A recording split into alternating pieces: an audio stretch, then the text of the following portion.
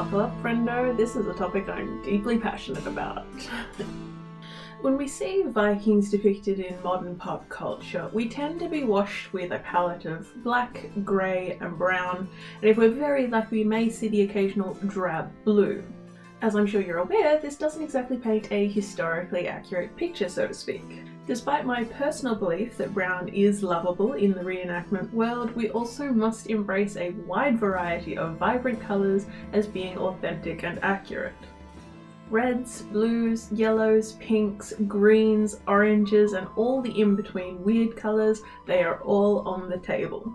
So today we're going to look at this spectrum of colour and we're going to ask, how?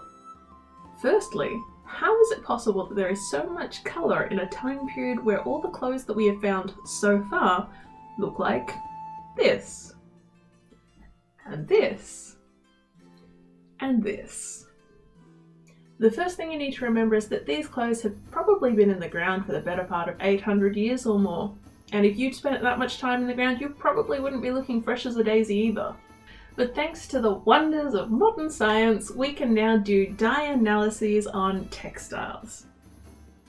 Or at least we can do dye analysis on some textiles. Some at the time. But that's a story for another day. The point is that dye analysis has been done on enough textile fragments that we get a pretty good idea as to how they might have been dyed. That's right, might have been. Here's the thing though, when we get reports on the textiles that have been found, they generally read something like this. And that only gives us kind of an answer. Reports on dye analyses are important, and arguably it's very vital information for those of us in living history or in reenactment, but when these reports are presented like this, most people viewing them probably don't immediately know what it means. If the report says matter is detected on a textile, most people will probably automatically assume something along the lines of Turkish red. And that's absolutely a possibility, but it is by no means the full extent of the possible spectrum there. Likewise, if a mordant or a modifying agent is detected as present, we'll need to assess how that potentially impacts the outcome as well. For example, if iron is detected, does that mean that the original textile fragment was mordanted with iron, or is it simply that that textile was buried in an iron-rich soil and that iron has bonded to the textile over time? How then are we to interpret this information in a practical way? This is where we step into experimental archaeology. What experimental archaeology is essentially attempting to recreate the things that people of history did by doing the thing ourselves. The actual practice of testing various hypotheses in experimental archaeology will obviously vary depending on what it is you're trying to achieve, but today we are trying to look at dye processes. Let's look at our example of madder. Madder is a dyestuff that's been detected on fragments of textiles from Viking Age Ireland, so I can use experimental archaeology to get an idea about the possible colours that an Irish Viking might have worn. Now, some of the textile fragments also suggest that an iron mordant might have been used, but not necessarily always on the same textile fragments as the madder is detected on. So to test out this combination of madder and iron to establish a potential palette of colours, we need to look at a few variables or factors. Number 1, the concentration of dyestuff. In theory, a higher ratio of dyestuff to fibre should yield stronger colours. Number 2, concentration of our mordant. In theory, adding more mordant would allow more colour take-up in the fibre. However, because we're using iron, we also have to be aware that too much iron in the dye bath can make the fibres coarser. And as usual, not enough mordant would mean that the colour doesn't take up quite as well and isn't as fast.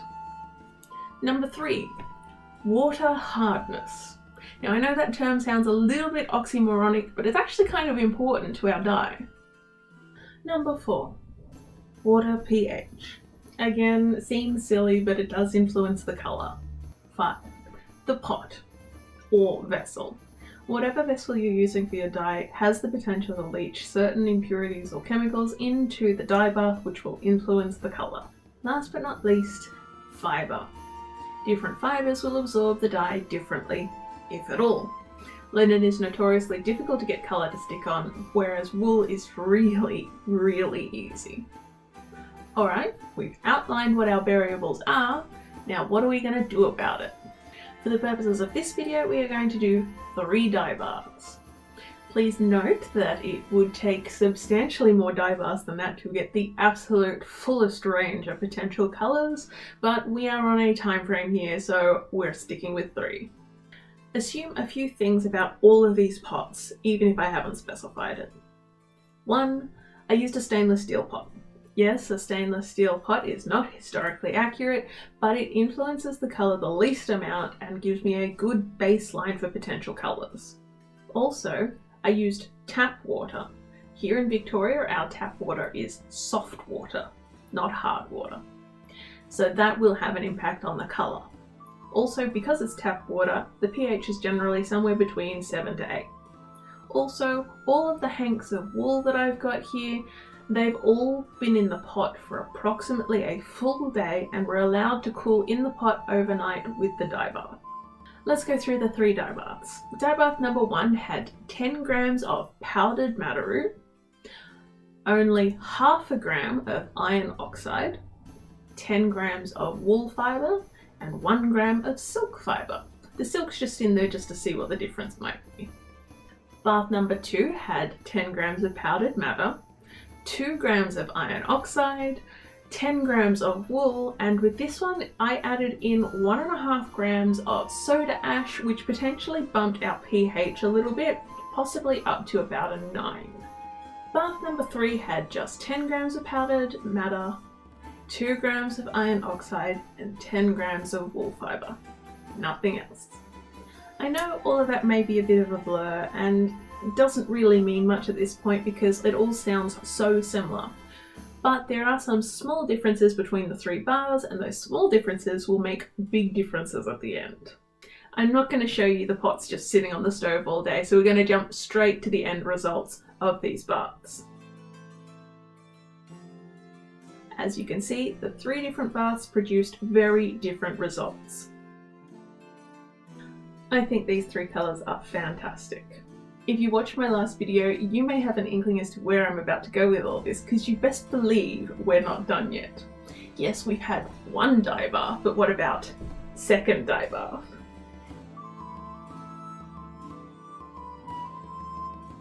That's right, for each of the dye baths I put in another hank of yarn to see what colours we could get from the exhaust baths. And I think you'll agree, these colours are pretty cute too.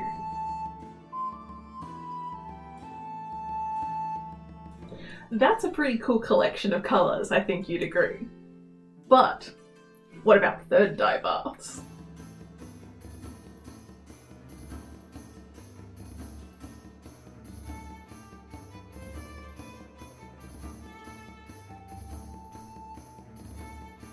So now we have 9 wool samples from 3 dye baths, and we have a much better understanding of where we can go with colours when recreating textiles for our impression.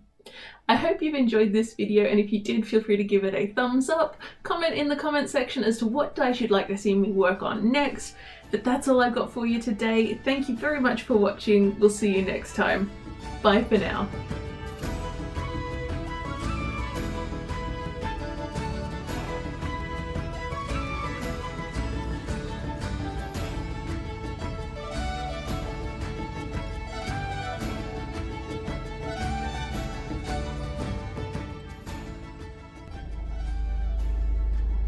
There's a helicopter. Wonder who's been naughty. That's not the words. And iron. Did I say that right? I don't even know if I said that right. Testing various hypotheses. Hypotheses? That was also a mess.